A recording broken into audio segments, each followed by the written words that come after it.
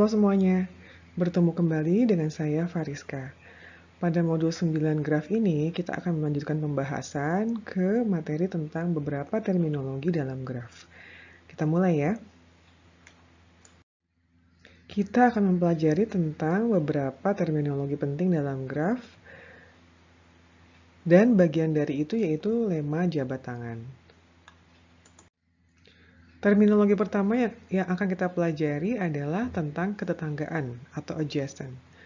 Dua buah simpul dikatakan bertetangga bila keduanya terhubung langsung. Contohnya pada graf G1 ini, simpul 1 bertetangga dengan simpul 2 dan simpul 3, tapi dia tidak bertetangga dengan simpul 4. Yang kedua adalah bersisian atau insidensi. Untuk sembarang sisi E, VJ, VK dikatakan E itu bersisian dengan simpul VJ atau E itu bersisian dengan simpul VK.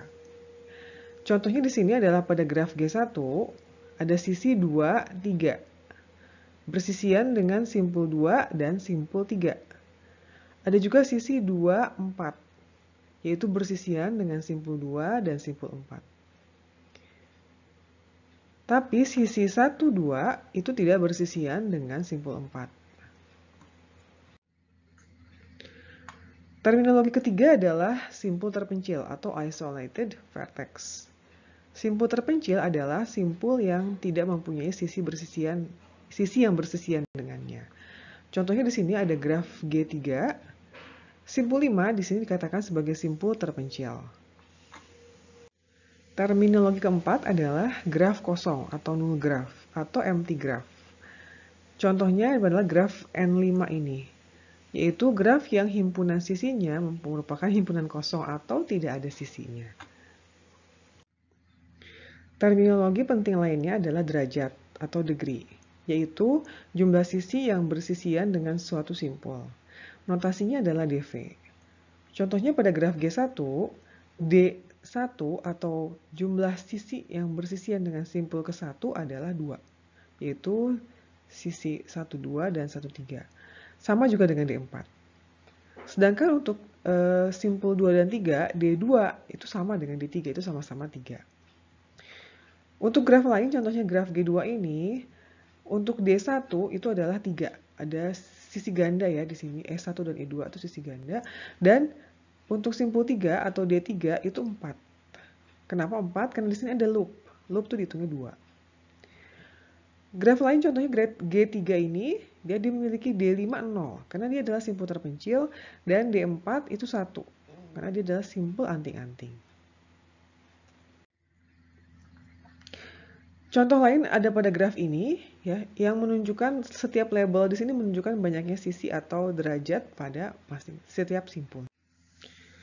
Pada graf berarah, derajat simpul dibedakan lagi menjadi derajat masuk atau in degree dan derajat keluar atau out degree. Contohnya pada graf G4 ini, kita lihat untuk simpul 1, D in-nya atau yang simpul yang masuk sebanyak 2, dan D out-nya untuk simpul 1 adalah 1, karena ada 1 yang keluar. Sedangkan sama juga untuk simpul 2 dan simpul 3, kita bisa menghitung D in dan D out-nya, dan juga untuk simpul 4. D in-nya adalah 1, dan D out-nya adalah 2. Salah satu hukum penting yang lain adalah lemma jabat tangan. Apa itu?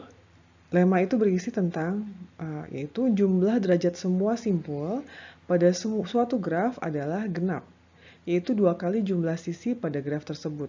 Seperti halnya kalau kita berjabat tangan. Jadi jika ada suatu G, yaitu ada vertex dan ada edge-nya, maka sigma dV adalah 2 kali jumlah edge atau jumlah sisi. Contohnya pada graf 1 ini, kita bisa lihat jumlah total derajatnya adalah D1 tambah D2, D3, D4, yaitu 2, 3, 3, 2, atau 10. Atau 2 kali jumlah sisinya. Ada 5 buah sisi, maka 2 kali 5. Atau pada G2, kita bisa lihat total derajatnya adalah 10. Ya, atau 3 tambah 3 tambah 4. Dengan, itu sama dengan 2 kali jumlah sisi, yaitu 2 kali 5. Atau pada graf G3 ini, dia memiliki derajat totalnya adalah 8, atau sama dengan 2 kali 4 atau 2 kali jumlah sisinya. Apa akibat dari lemma ini? Kita bisa menuliskan atau kita bisa menemukan ada teorema, yaitu untuk sembarang graf G, banyaknya simpul berderajat ganjil selalu genap. Jadi, menurut teorema ini, tidak mungkin sebuah graf memiliki simpul berderajat ganjil sejumlah ganjil.